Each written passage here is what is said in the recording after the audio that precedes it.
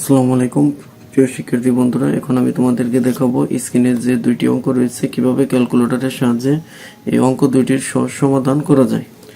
এক নম্বর অঙ্কটি আমাদের কি দেওয়া আছে, 2x প্লাস ওয়াই 3 আবার 6x মাইনাস ওয়াই হলে x এবং y এর মান কত, এটা আমাদের কি করতে বলছে, নির্ণয় করতে বলছে।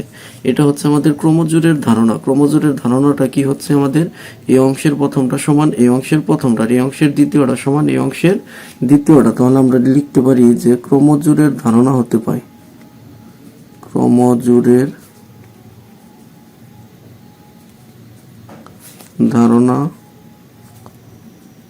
হতে পায়। ক্রমজোড়ের ধারণাটা হচ্ছে কি, যে এই অংশের প্রথমটা সমান কি হবে এই অংশের প্রথমটা, এই অংশের দ্বিতীয়টা সমান কি হবে এই অংশের দ্বিতীয়টা। তাহলে আমরা কি লিখতে পারি, 2x প্লাস ওয়াই সমান কত, 6। আবার 3 সমান কি লিখতে পারি আমরা, x মাইনাস ওয়াই। তাহলে আমরা লিখতে পারি x মাইনাস ওয়াই সমান কত, 3। এসব অঙ্ক যদি এমসিকিউ এর জন্য আসে তাহলে এইসব অঙ্কগুলো এরকম ভাবে সাজানোর কোনো প্রয়োজন হবে না। আমি তোমাদের সহজে বোঝানোর জন্য আমি অঙ্কটাকে কি করলাম, সাজিয়ে দিলাম। এখন এই অঙ্কটি করার জন্য আমরা কি করব, প্রথমে ক্যালকুলেটরের মোড অপশনে যাব। মোড অপশনে যে 3 বার মোড অপশনটি চাপবো, চাপার পরে যে এখানে বলছে 1 নম্বর ইকুয়েশনটি চাপবো।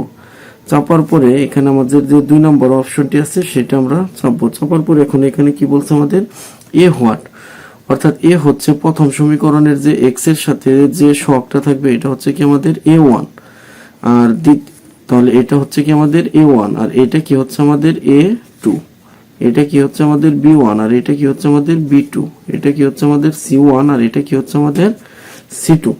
তাহলে আমরা এখন প্রয়োজনীয় মানগুলো শুধু এখানে বসিয়ে দেবো। তাহলে এখানে a1 বলতে আমরা কত বুঝি, 2 দিয়ে আমরা কি করব, সমান দেব।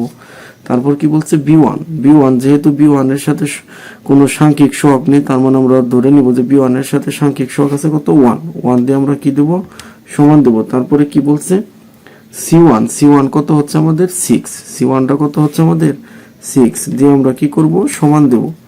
তারপর কি বলছে a2, যেহেতু a2 এর সাথে সাংখ্যিক সহগ এখানে আমাদের কত আছে 1, তাহলে আমরা 1 দিয়ে কি করব, সমান দেব।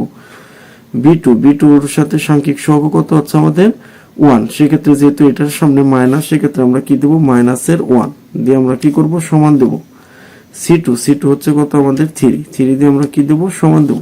সমান দিলে এখানে আমাদের বলছে যে x সমান 3, x সমান কত 3। তারপর আমরা আবারও সমান দেব। সমান দিলে কি বলছে, y সমান 0। তাহলে নির্ণেয় মান x এর মান কত হচ্ছে 3 আর y এর মান কত হচ্ছে 0।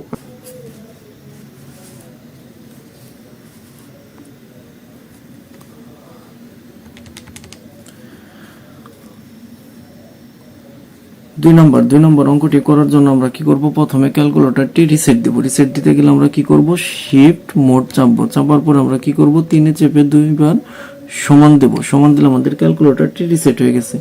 তাহলে এটাকে আমরা কি করব, ক্যালকুলেটরের সাহায্যে সমাধান করব। সেক্ষেত্রে আমরা কি করব, মোড অপশনে যে 3 বার মোড চাপবো। 3 বার মোড চাপার পরে 1 নম্বরে কি আছে আমাদের ইকুয়েশন থেকে আমরা এখন কি চাপবো, 2 চাপবো। 2 চাপার পরে এখন এখানে আমাদের কি বলছে, a1 হোয়াট, অর্থাৎ আমরা জানি যে এটা কি হচ্ছে আমাদের a1, আর এটা কি হচ্ছে আমাদের a2, আর এটা কি হচ্ছে আমাদের b1, আর এটা কি আমাদের b2, আর এটা হচ্ছে আমাদের c1, আর এটা কি হচ্ছে আমাদের c2। সেম ভাবে আমরা অঙ্কটিকে সমাধান করব। সেক্ষেত্রে এখন a1 হচ্ছে আমাদের কত, 7 লিখে আমরা কি করব, সমান দেব। তারপর b1 কত আমাদের -3, b1 কত আমাদের -3 লিখে আমরা কি করব, সমান দেব। এখন বলছে c1 হচ্ছে কত আমাদের 31 লিখে আমরা সমান দিলাম। তারপর এখানে বলছে a2 হচ্ছে আমাদের কত, 9 লিখে আমরা কি সমান দিলাম। তারপর b2 হচ্ছে কত আমাদের -5 লিখে আমরা সমান দিলাম।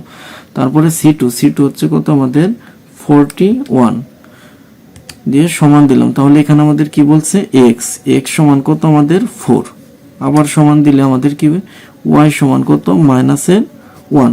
তাহলে এখানে x এবং y এর আমরা দুটি মান পেয়ে গেলাম। তাহলে এই অঙ্কগুলো তোমরা খুব সহজে আশা করি অ্যান্সার করতে পারবে।